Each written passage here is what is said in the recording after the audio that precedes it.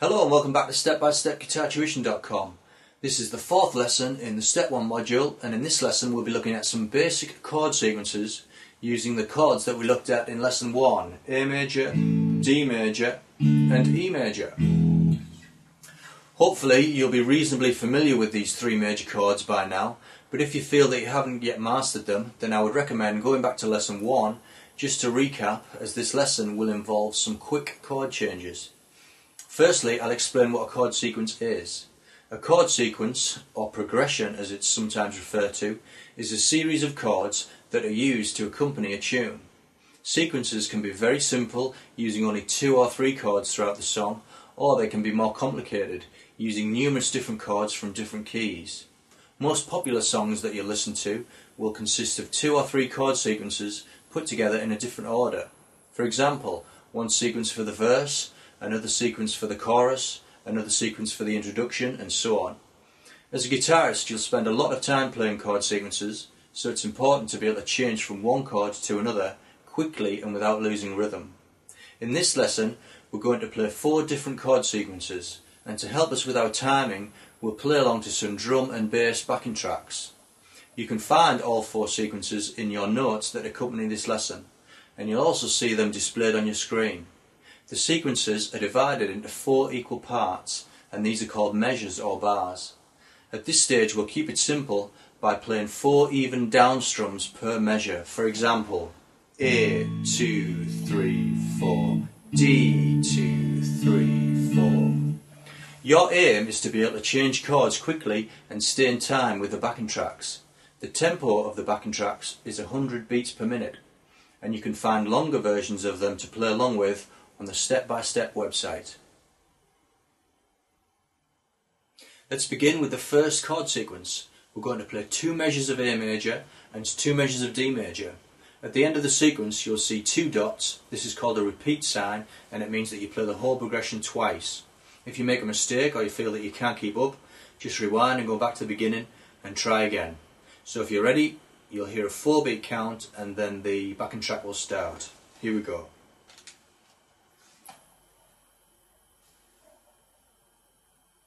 2, 3, 4. D. A.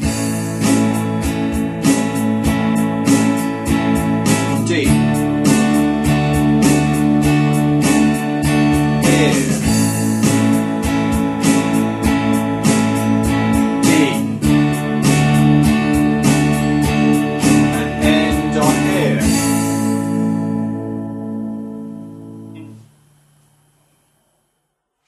Now let's try the second sequence. 2 measures of A and 2 measures of E, repeated. So if you're ready, 4 beats and in. Here we go.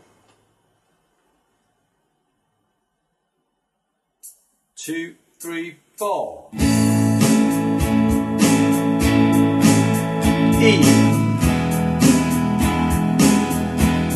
Back to A.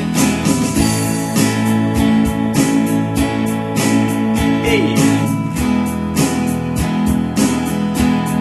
And end on the A.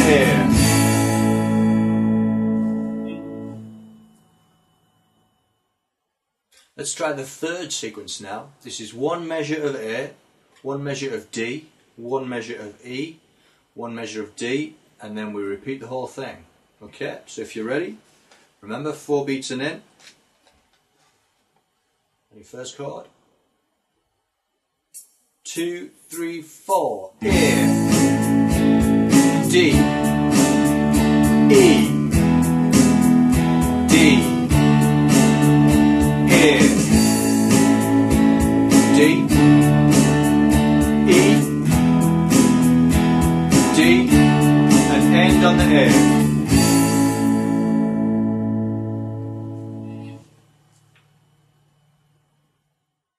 And now for the fourth sequence, 1 measure of D, 1 measure of A, 1 measure of E, and 1 measure of A, repeated.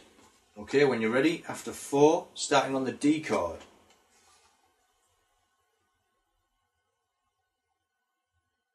2, 3, 4. D, A, E, A, and again D, A,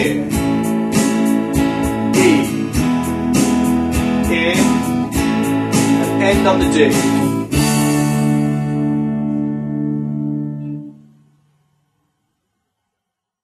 Okay, so that's the 4 chord sequences.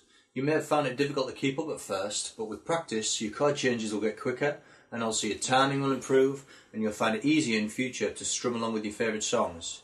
Remember, you can find longer examples of those backing tracks to practice to on the step-by-step website. Just see your lesson notes for details. I look forward to seeing you in lesson 5, where we'll be looking at some basic improvising ideas using the scales and arpeggios that we've learned so far. I'll see you then.